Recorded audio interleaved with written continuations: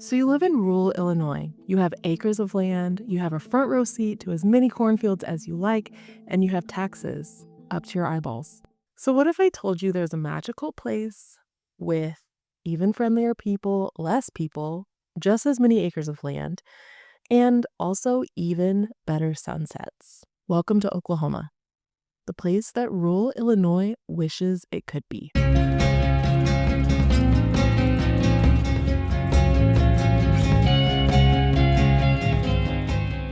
Taxes are a huge topic of debate in the state of Illinois. So Illinois' average property taxes are 2.6%. Honestly, when I saw this, my jaw dropped a little bit.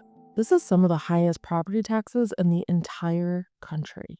And it's not because the roads are paved in gold, because they're not. For income tax, Illinois has a flat rate income tax of 4.95%. And sales tax in Illinois on average is 8.85%.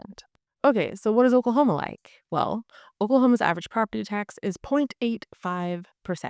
So that means on a home valued at $300,000 in Oklahoma, probably you're going to be paying $2,550 per year in property taxes. And on that same home in Illinois, where your property tax might be 2.6%, your property taxes for the year would be $7,800.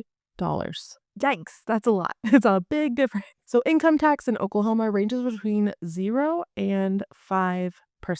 Sales tax in Oklahoma is not any better than Illinois. It varies county by county, but on average it's 8.99%. There's a joke about, like, in Illinois, you're getting charged for breathing, like taxes for breathing, and that's a lie. You're obviously not getting charged taxes for breathing. But it's not a joke that Illinois residents are feeling the tax burden now more than ever. So the cost of living has definitely increased all over the country. So how does Oklahoma compare to Illinois? In Oklahoma, your dollar is going to stretch just a bit further. Average home prices in Illinois have soared to $267,000 on average. In Oklahoma, they're still at about $200,000 or $204,000 on average.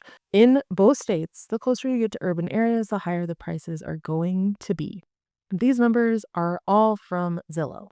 In Oklahoma, the average weekly grocery cost is $279.16. And in Illinois, the average weekly grocery cost is $269.47. So Oklahoma is just a bit higher. Oklahoma actually ranks number 10 for the highest priced groceries in the whole of the U.S. Raw land is also less expensive in Oklahoma than it is in Illinois, and it's actually a lot less expensive.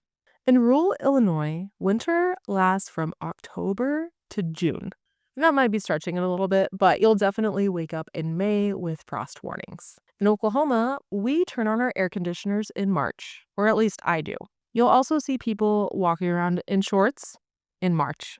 And sure, we get wind and rain and hail and tornadoes, but so does Illinois. And Illinois also has snow, a lot of snow. Way more than Oklahoma. April's average temperatures here in Oklahoma are 72 degrees, where in Illinois it's going to be 52 degrees. It's a big difference.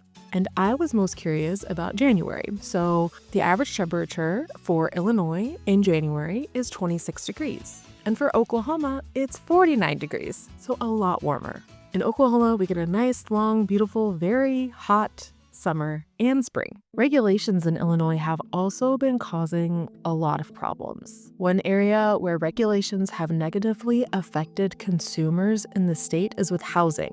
Illinois actually builds the third fewest new housing units in the whole of the country. So here in Oklahoma, there is a general feeling around red tape around government, and the reason why they're trying to cut red tape. And that is because the feeling is that the less government we have, the more common sense we'll have. Okay, so folks in Illinois can be very friendly. And I've been to Illinois. Please don't think that I haven't. However, once that cold sets in, you may not run into much of anyone, right? In Oklahoma, friendly is a way of life. People look out for one another. They wave at one another. This is very common. Even in a town of 100,000 people, it happens to me. In the Midwest, generally, this is a true statement that people are very nice. However, when my clients come to visit Oklahoma, and whether they're from California or Michigan or New York, all of them have one thing immediately to say about people here, and that's that they're extremely nice. So I'm Marcie Billen. I am a real estate agent here in Oklahoma, and I'm connected to real estate agents all over the country.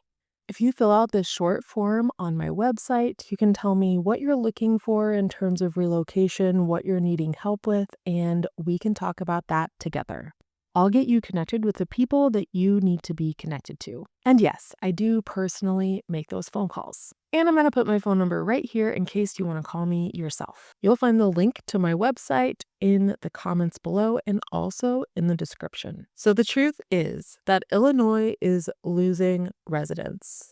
And from this article, the stat is that they're losing a resident every 9 minutes and 21 seconds. Oklahoma's population has been increasing pretty steadily, and the pandemic definitely helped this.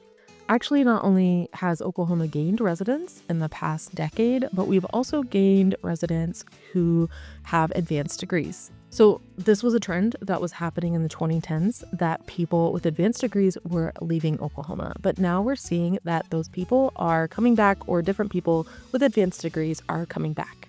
And while you may be saying, like, I don't want to go to a state where all the people are, first of all, there's not that many people here. Oklahoma only has a population of 4 million, the same population as the city of Los Angeles.